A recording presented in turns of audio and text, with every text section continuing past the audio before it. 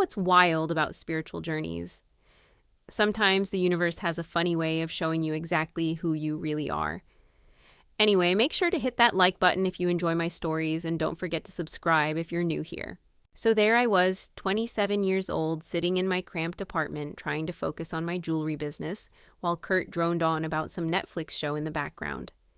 Kurt's always been one of those guys who thinks everything can be solved with logic and spreadsheets. The type who'd rather analyze a problem to death than actually feel anything real about it. He works in tech support, which pretty much sums up his whole personality. Everything has to have a manual or a troubleshooting guide. I'd been feeling suffocated for months. Not by Kurt exactly, but by this whole domestic routine we'd fallen into. Wake up coffee. Him asking about my business expenses like he's my accountant. Me trying to explain that creativity can't be rushed into some corporate timeline. He never got that. My jewelry line was more than just a business. It was my artistic expression, my spiritual calling. When Wade messaged me about this retreat center offering group discounts, it felt like the universe aligning perfectly. Wade and I dated for 2 years in college before I settled for Kurt's stable, predictable energy. Wade always understood my artistic soul in ways Kurt never could. Sure, Wade was going through his own relationship drama with some girl named Destiny, but that's exactly why this spiritual retreat made sense. 2 old friends supporting each other's growth journeys. I walked into the living room where Kurt was planted on the couch, like always remote in hand, looking completely absorbed in whatever mindless entertainment he was consuming. I stood directly in front of the TV because sometimes you have to force people to pay attention. I need to tell you something important. I announced, trying to sound serious enough to break through his technological trance. He paused his show with that irritating, calm expression he always wore. What's up? I'm going on a self-discovery trip with Wade. Kurt just sat there taking a sip of his beer like I'd told him I was going grocery shopping. When? Next week. We're going to this spiritual retreat center for 2 weeks, meditation, journaling, finding ourselves. I waited for some kind of reaction. Jealousy, concern, anything that showed he actually cared about losing me for 2 weeks. Just the 2 of you? He asked in that flat, emotionless tone. Don't make this weird, okay? It's not about him. We're just friends now, and he's going through stuff too. We got a group discount. Kurt nodded slowly. Sounds great. I blinked. Really? Yeah, when do you leave? Tuesday morning. I studied his face, looking for any crack in that infuriating composure. You're really okay with this? Genesis, if you need to find yourself, who am I to stop you? He looked suspicious for maybe half a second. Then his expression softened into something that almost looked like relief. That stung more than I expected. I kissed his forehead, trying to recapture some sense of connection. But it felt like kissing a statue. This is why I love you, you're so evolved. But even as I said it, part of me was disappointed. Where was the fight? Where was the passionate declaration that he couldn't live without me for 2 weeks? His immediate acceptance felt like he didn't even care if I left. Maybe he was secretly relieved to have me out of his hair. I spent the next 3 days in a whirlwind of preparation, buying new yoga pants, researching chakra alignment, talking nonstop about inner peace and spiritual awakening. Kurt smiled and nodded through all of it, even drove me to the airport Tuesday morning like he was dropping off a casual friend. 2 weeks will fly by, I said, giving him a quick peck that felt more obligatory than romantic. Have fun finding yourself, he replied, and there was something in his tone I couldn't quite read. As my plane took off, I felt vindicated. Clearly, Kurt didn't value what we had if he was so willing to let me explore myself with another man. A real partner would have shown some emotion, some investment in keeping me close. The retreat center looked exactly like the Instagram photos, rustic cabins surrounded by forest meditation gardens with crystal formations, the whole spiritual aesthetic. Wade was waiting for me at check-in, and I'll admit he looked good.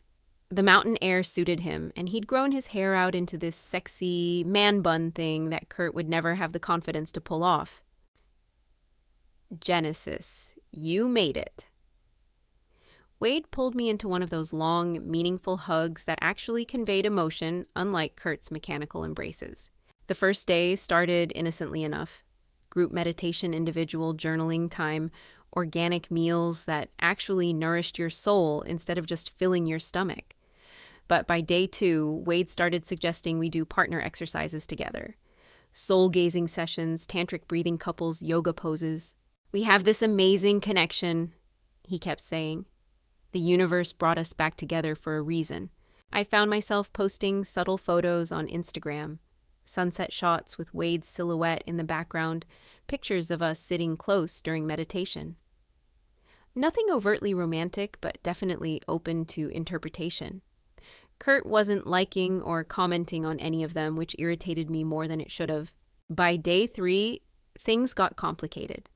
Wade's phone kept buzzing with angry texts from Destiny, who'd apparently seen our Instagram posts and wasn't buying the "just friends on a spiritual journey."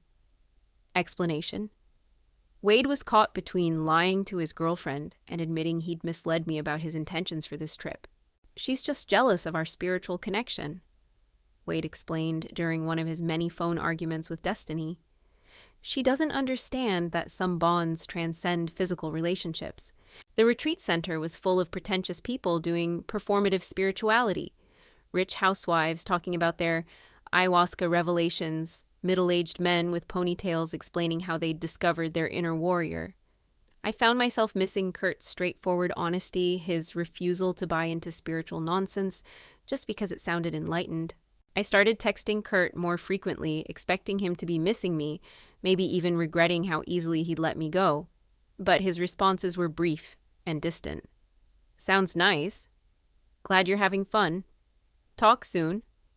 No questions about when I was coming home. No expressions of missing me.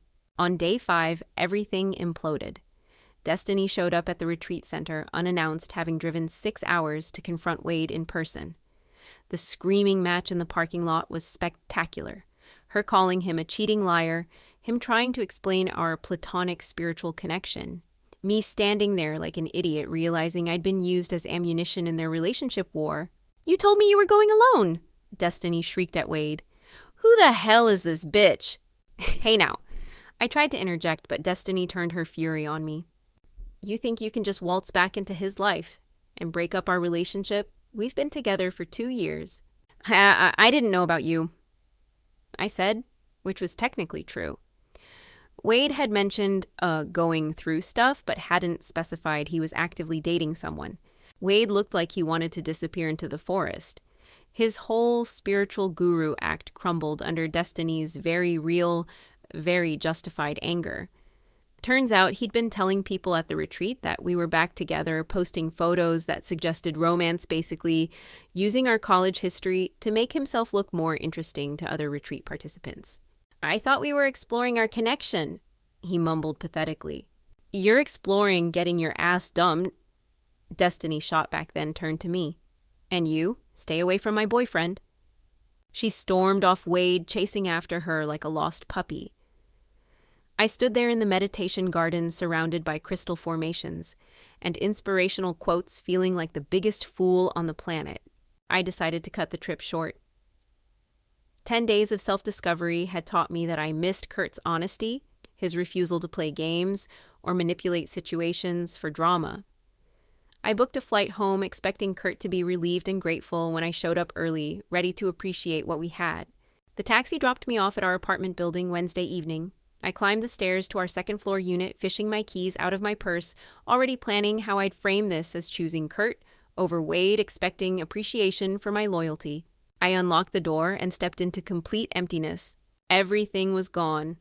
The couch where Kurt had been watching Netflix when I announced my trip. The coffee table with his tech magazines. The TV stand, the bookshelf, the dining set we'd picked out together. Even the kitchen appliances were missing. No coffee maker, no microwave, nothing. My stuff was there, neatly organized in the living room like someone had carefully separated what belonged to whom. My jewelry-making supplies, my clothes, my books, even my collection of succulents that I'd been so proud of. But everything that had made this place feel like home was gone. On the kitchen counter where Kurt used to leave his work badge every night sat a single piece of paper. Aksha Genesis. When on my own journey of self-discovery, Turns out I discovered I deserve better. Your stuff is in the living room. Lease ends in 3 weeks. Talk to the landlord about signing a new one or moving out. I found myself and myself doesn't include you. Good luck with your chakras. I read it 3 times before the words actually penetrated. He'd planned this. While I was buying yoga pants and talking about spiritual growth, Kurt had been systematically planning his exit strategy. The utilities were still on. He'd even been considerate enough to leave me with electricity and water, but everything that mattered was gone. I tried calling him immediately, straight to voicemail, tried texting, messages wouldn't deliver. He'd blocked my number. I tried Instagram, Facebook, email. He'd cut off every possible avenue of communication, like he was going into witness protection. The panic hit me all at once. I couldn't afford this apartment alone. My jewelry business barely covered my personal expenses, let alone rent and utilities. I'd never gotten my name added to the lease because Kurt handled all the paperwork, and I'd been too busy with my artistic pursuits to deal with boring administrative stuff. I called Wade desperate for support, but he was dealing with his own relationship apocalypse. Destiny had indeed dumped him, and he was crashing with friends trying to salvage what was left of his life. "I'm sorry, Genesis, but I can't really help right now," he said, sounding exhausted. "Destiny took our apartment, and I'm basically starting over." The spiritual retreat that was supposed to bring us both clarity had left us homeless and relationshipless. The irony would have been funny if it wasn't happening to me. I started reaching out to friends and family, carefully crafting my version of events. Kurt had abandoned me while I was on a personal growth journey. He couldn't handle my spiritual evolution and punished me for trying to better myself. He was controlling and manipulative, showing his true colors by leaving me stranded. Most people seemed sympathetic at first, but when they asked for details about the retreat, I had to explain why I'd gone away with my ex-boyfriend for 2 weeks. That made my victim narrative less compelling. "You went on vacation with Wade?" my sister Sawyer asked during one of our phone calls. "Genesis, what did you think was going to happen?" It wasn't a vacation, it was a spiritual retreat. We were working on ourselves. Together, with your ex-boyfriend, while Kurt stayed home. Kurt said he was fine with it. Maybe because he was planning his escape. Even my own family wasn't fully buying my version of events. That stung more than Kurt's abandonment. With 3 weeks to either sign a new lease or move out, I went into full crisis mode.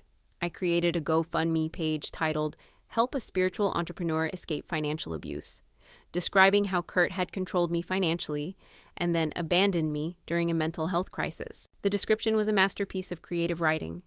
According to my version, Kurt had isolated me from friends, sabotaged my business by questioning every expense, and then cruelly abandoned me when I tried to grow as a person.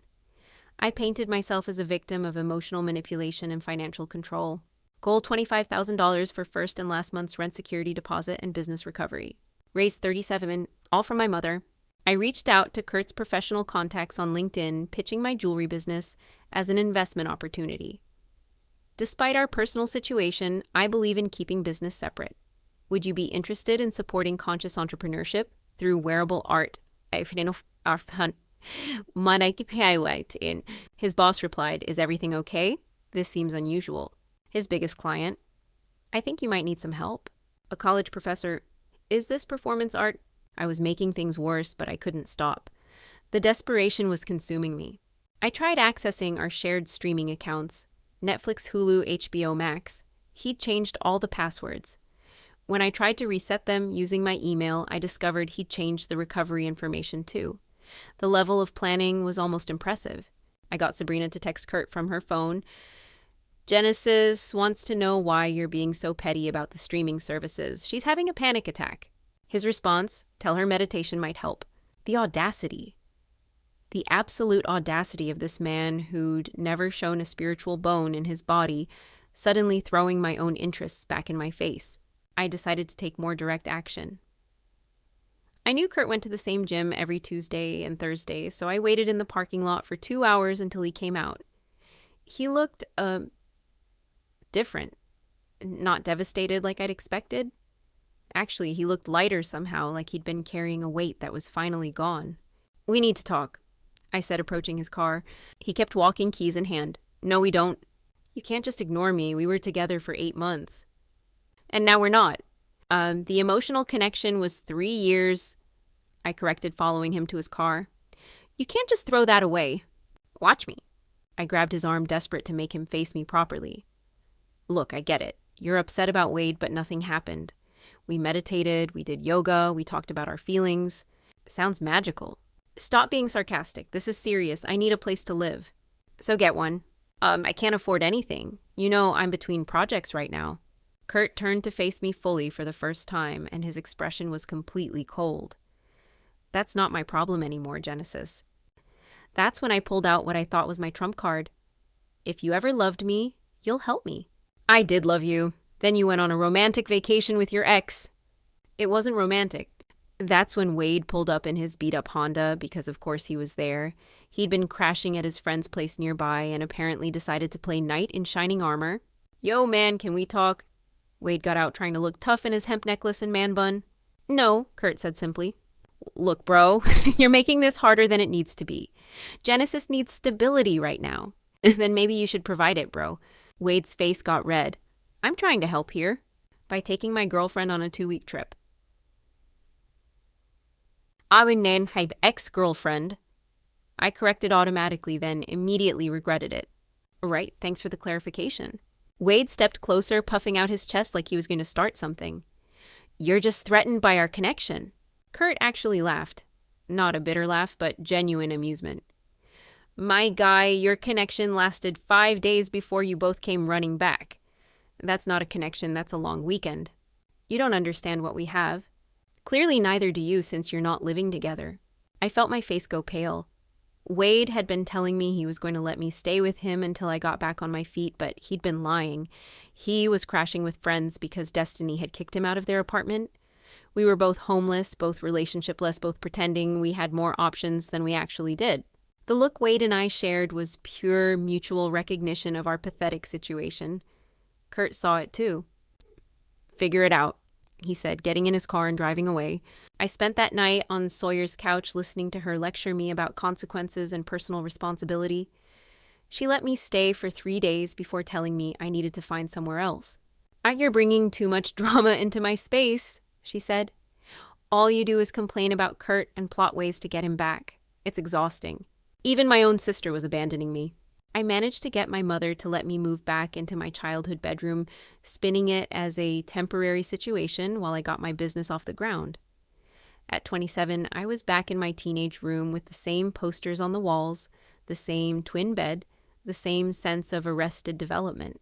My jewelry business was circling the drain. My Instagram followers had dropped from 200 to 73.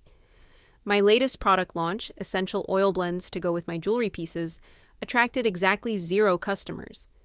The oils were repackaged dollar store supplies, but I'd convinced myself that intention and spiritual energy made them worth $50 a bottle. Wade resurfaced on social media a few weeks later, back with Destiny and posting long captions about recognizing toxic energies and protecting your peace. When I commented supportive messages on his posts, he deleted them. When I tried to message him directly, he'd read them but never respond. Even Wade, who'd helped create this whole mess, was distancing himself from me. The final insult came in the mail. A bill from the retreat center for the meditation cushion I'd apparently taken when I left early. They were threatening legal action if I didn't return it within 30 days. I threw the notice in the trash and updated my Instagram bio, survivor, entrepreneur, cosmic warrior. But late at night, lying in my childhood bed, I couldn't escape the truth. My spiritual journey had led me exactly where I deserved to be, alone, broke, and living with my parents at 27. Kurt was probably out there living his best life, free from my drama and demands. Wade had salvaged his relationship and learned to appreciate what he had. And me, I was posting inspirational quotes about rising from ashes while my mother asked when I was going to get a real job. The universe had shown me exactly who I was. Someone who'd throw away something good for the illusion of something better. Someone who'd choose drama over stability, fantasy over reality, spiritual bypassing over actual growth. But even with that clarity, I couldn't bring myself to take full responsibility. Kurt should have fought harder for us. Wade should have been clearer about his intentions. The retreat center should have better screened their participants. Everyone else should have been more evolved, more understanding, more willing to support my journey. I was a cosmic warrior after all, just temporarily down on my luck. Between us, though, I knew exactly what I'd lost. And I knew exactly why I'd lost it, but admitting that felt like giving up the last shred of dignity I had left. So I kept posting about spiritual growth and conscious living from my childhood bedroom, selling jewelry that nobody wanted, telling myself that someday everyone would understand I was ahead of my time. The meditation cushion sat in my closet, a $200 reminder of the most expensive lesson I'd ever learned about the difference between finding yourself and losing everything that mattered.